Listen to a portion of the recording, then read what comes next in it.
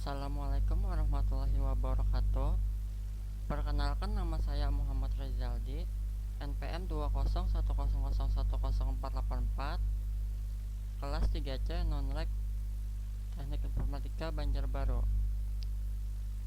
Di sini saya akan mengerjakan proyek final untuk pemrograman terstruktur.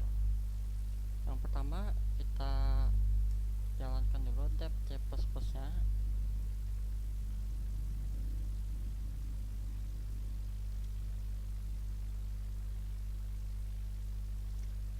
Selanjutnya yaitu file new source file atau Ctrl N. Karena saya sudah ada codingnya, saya langsung pastikan saja. Ini adalah codingnya.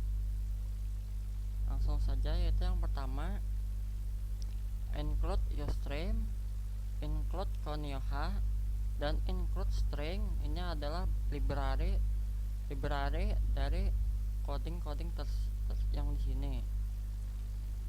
Selanjutnya itu using namespace std. Using namespace std nya sekira kita bisa memasukkan code dan coding tersebut. Selanjutnya itu int main. Selanjutnya itu constanta string. Ini artinya yaitu nilai yang tidak bisa diubah sama sekali. Saya masukkan Muhammad Rezaldi. Untuk sebagian bawahnya yaitu code sedang menggunakan program punya ini, nanti masuk ke sini yaitu punya Muhammad Rezaldi. Code yang kedua, yang baris selanjutnya yaitu code n/n. Ini artinya new line, ini garis baru. Selanjutnya yaitu kita masuk ke code ini. Code artinya yaitu mengeluarkan data atau menampilkan data ke program. Yang terakhir yaitu indl, artinya yaitu endline atau akhir dari kalimat atau data tersebut. Kita masukkan program menghitung gaji karyawan. Code indl, code indl.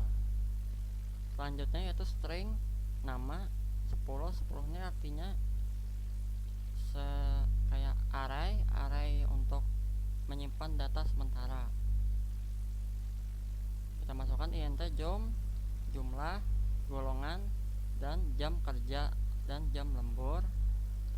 Selanjutnya kita masukkan int gaji pokok, gaji lembur, tunggakan pengabdian, pajak gaji pokok,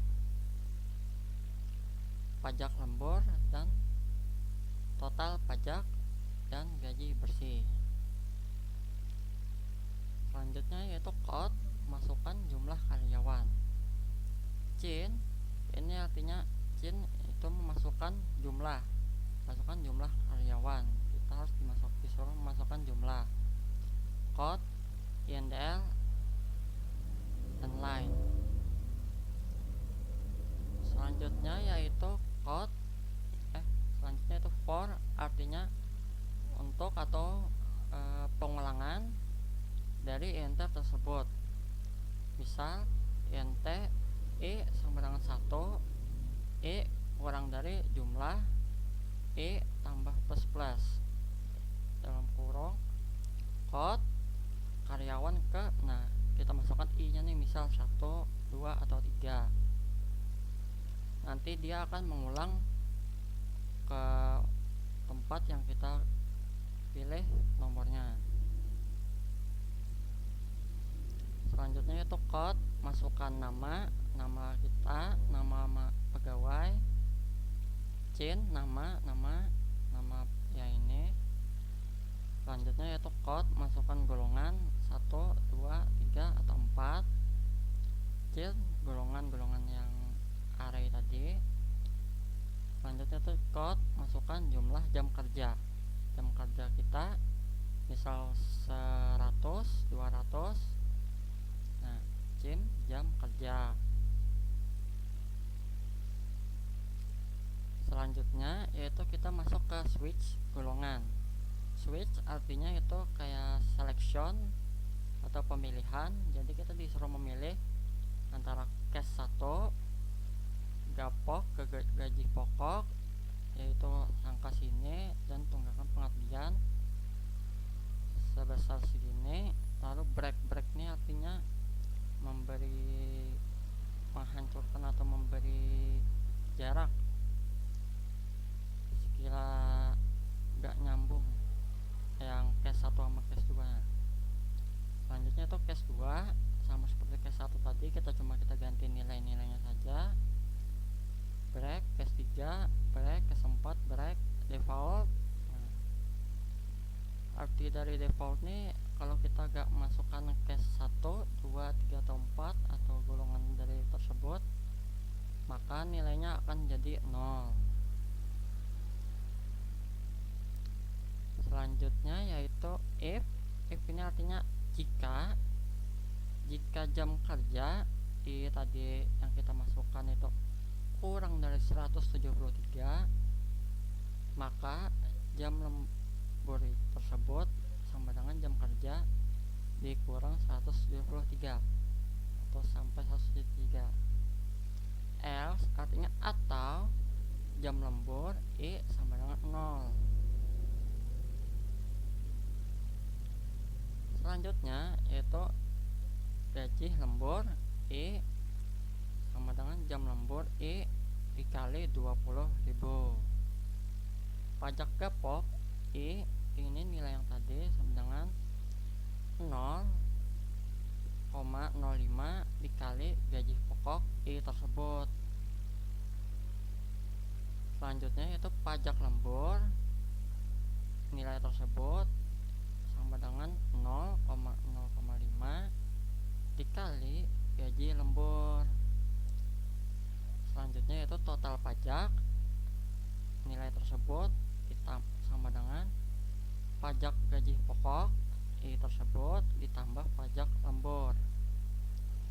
Gaji bersih yaitu sama dengan gaji pokok dan tunjangan pengabdian dan gaji lembur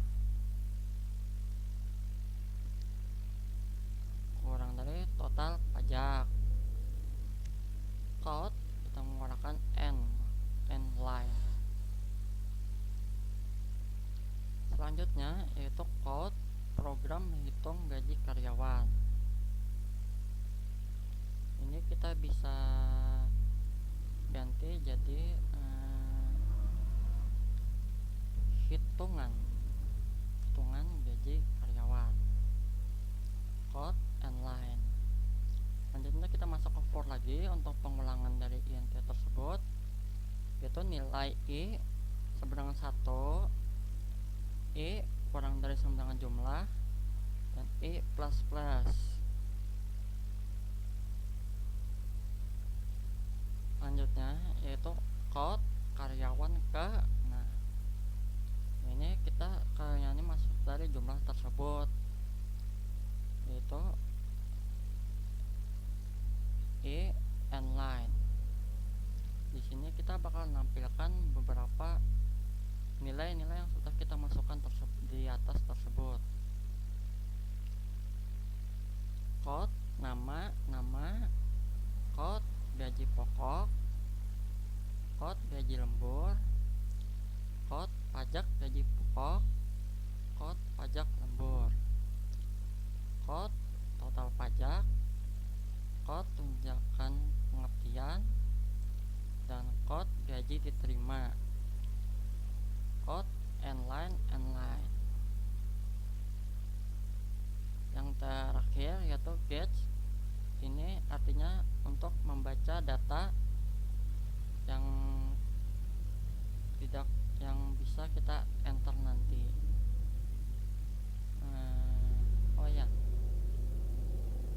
Untuk syarat-syarat yang terdapat pada program,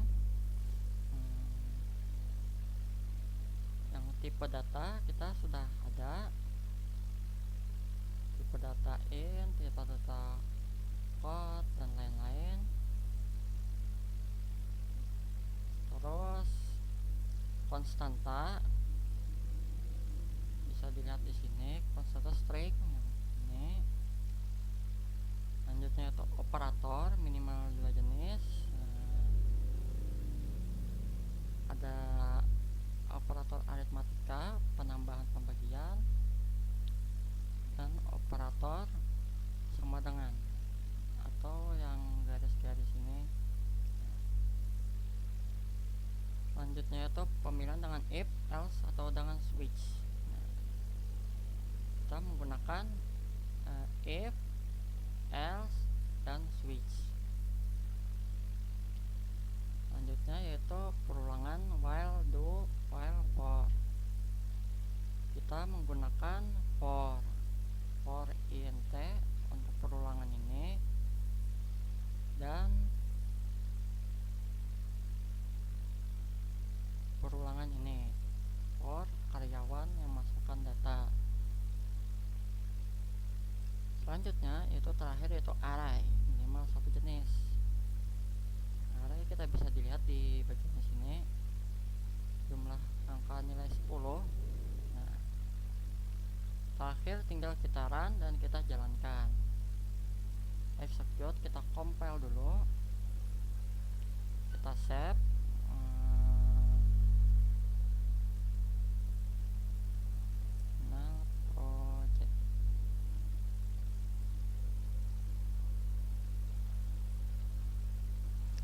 Bisa jalankan.